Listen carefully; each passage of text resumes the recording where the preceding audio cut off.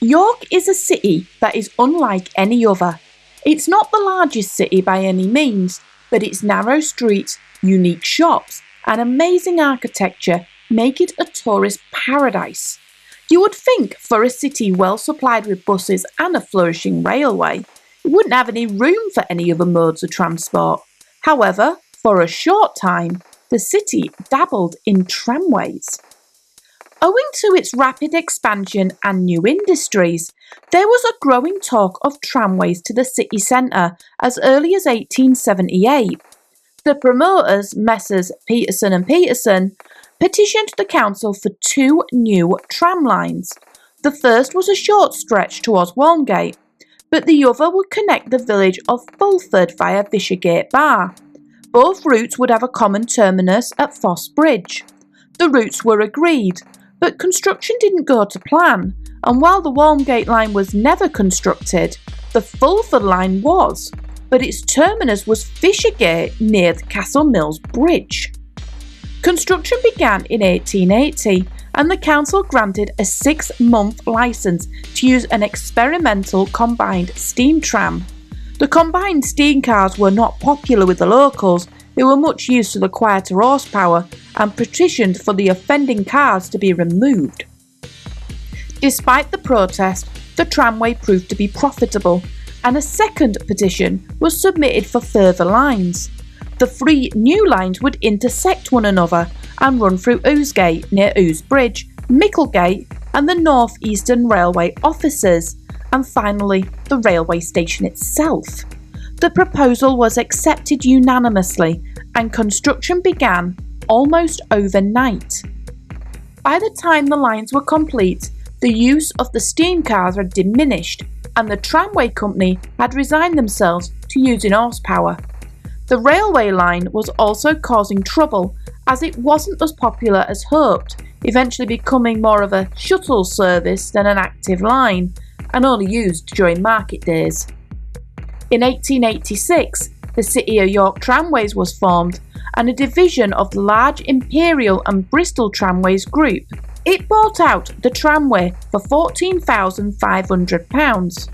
For customers, it were business as usual, and although the tramway wasn't in any debt, its profits were not as much as other similar-sized tramways. The council weren't happy either.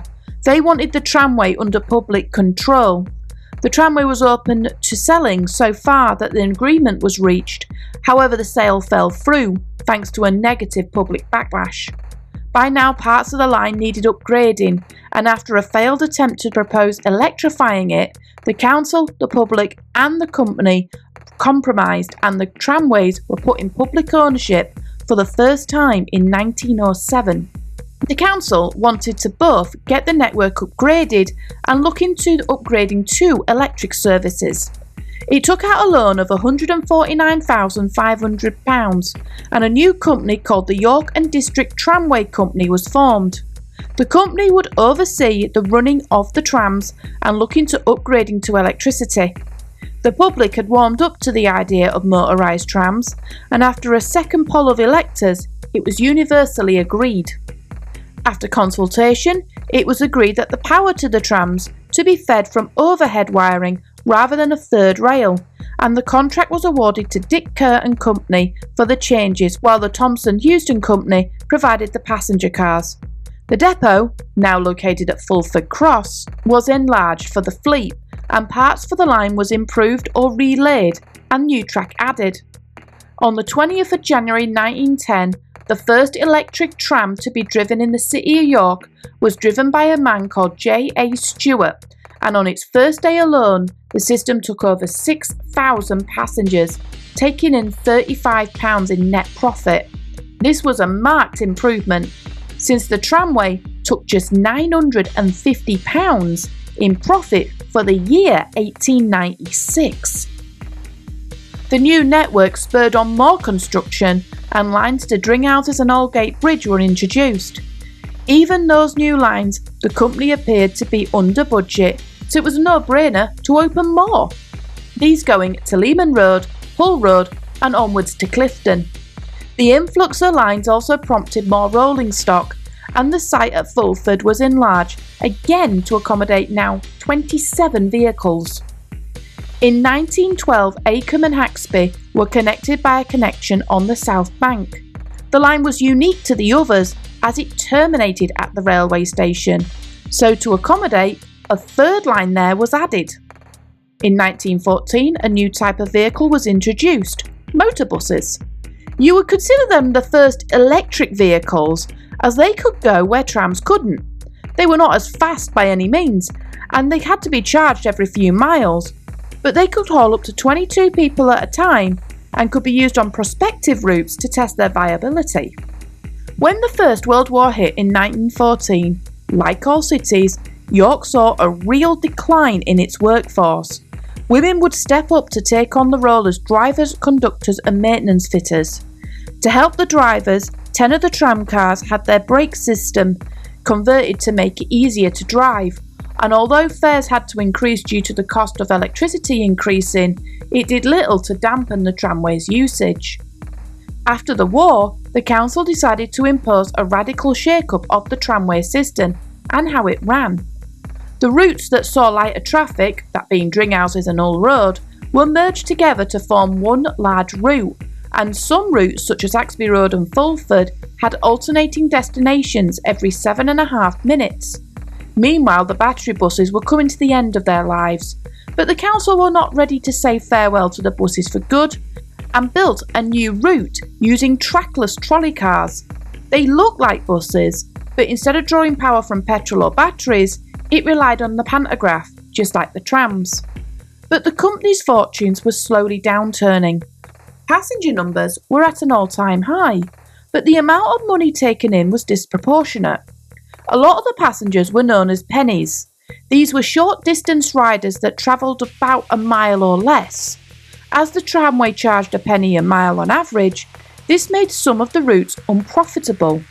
To combat this, a flat fare of 2p was introduced, with an additional 3.5 or 3p fare if you had to transfer trams, only permitted at the railway station. It wasn't popular, but it worked. By 1926, the tramway was once again in profit and was now in control of not only 37 trams, but 15 buses and 4 railless cars, and the following 3 years could only be described as steady growth. In 1929, the company was called to the council to present its financial situation and its 10-yearly plan. The tramway wanted to sell its bus garage in favour of a new garage next door to the tram depot, but had to explain its position as it required more capital. The company's findings were a compelling argument and the council was satisfied. It also agreed to change the company's name to the York Corporation Transport Department. It sadly also spelt the end of the railless tram system as it was proven to be unviable. The company saw losses in the following year due to the changes, but by 1931 the new garage was complete and opened by the mayoress herself. But by 1932 things had started to go wrong. New estates had been built, but the tramways had not extended to these new areas, and the public began to view the tram system as dated compared to the new motor cars and buses which were now becoming popular. Private bus companies started to take advantage of the void and offer its own services into the city.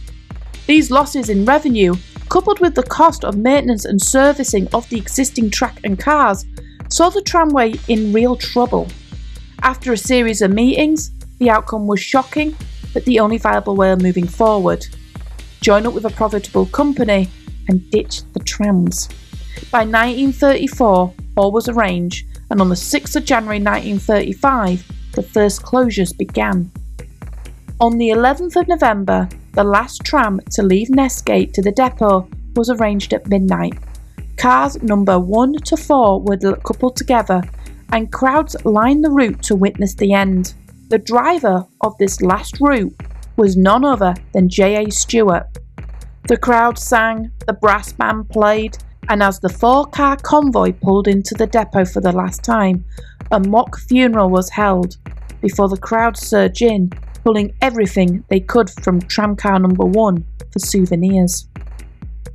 Other than pictures and written accounts, nothing of the tramway exists, However, recent excavations of the bus depot have uncovered some lines. It's one of the rare times that a company has literally been consigned to history.